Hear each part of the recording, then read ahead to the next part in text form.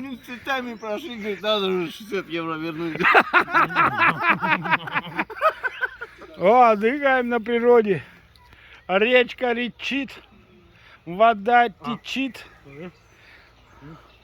курочка жарится. Там наверх туда. А тут сливовница. Там этот, как его называют, грузинская? Да. Как? Чача. Чача.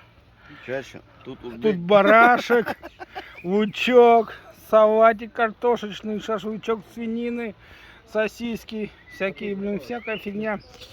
Всем приятного аппетита.